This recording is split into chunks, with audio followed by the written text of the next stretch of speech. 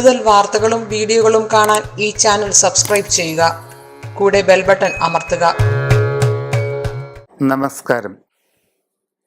ജ്യോതിഷ പങ്ക്തിയിലേക്ക് പ്രിയപ്പെട്ട എല്ലാ പ്രേക്ഷകർക്കും ഹൃദ്യമായ സ്വാഗതം. അശ്വതി മുതൽ രേവതി വരെയുള്ള 27 നാളുകാരുടെ പൊതുവായ ചില സ്വഭാവങ്ങളും അവരുടെ ഇപ്പോഴുള്ള സമയങ്ങളുമാണ് നാം ഇന്ന് പറയുന്നത്. അനിഴം നാളുകാർ വളരെ പതുങ്ങിയ സ്വഭാവക്കാരായിരിക്കും.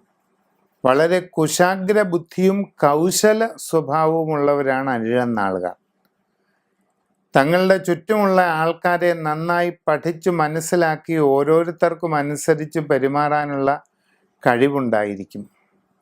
എതിർക്കുന്നവരെ വളരെയധികം സൂക്ഷ്മതയോടുകൂടി മനസ്സിലാക്കി അനുനയിപ്പിക്കുവാനുള്ള കഴിവും അനിഴം നാളുകാർക്കുണ്ട്.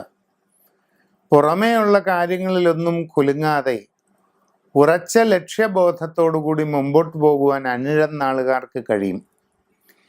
ഇപ്പോഴുള്ള സമയം പൊതുവെ അനുകൂലമാണ്. ഉദ്ദേശിക്കുന്ന രീതിയിൽ കാര്യങ്ങൾ നടക്കും.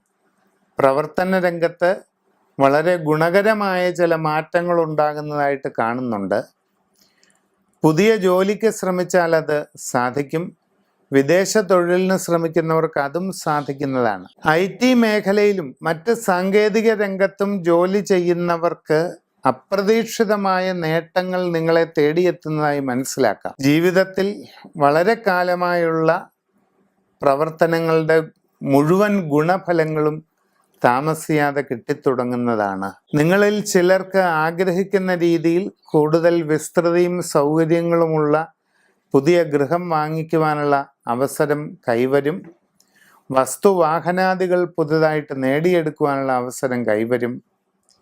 ഏത് കാര്യത്തിലും അനുകൂലമായ ഭാഗ്യാനുഭവങ്ങൾ നിങ്ങളെ തേടിയെത്തുന്ന ഒരു ഘട്ടവും കൂടിയാണ് ഇത്.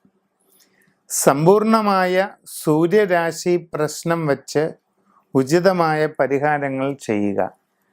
ജാതകത്തിൽ രാജയോഗങ്ങളുണ്ടെങ്കിൽ അത് പരിപൂർണതയിൽ വരുന്നതിനും അതിൽ നിന്നുള്ള മഹത്തായ സമ്പൽ സമൃദ്ധി ലഭിക്കുന്നതിനുമായി രാജഗോപാല യന്ത്രം ധരിക്കുക.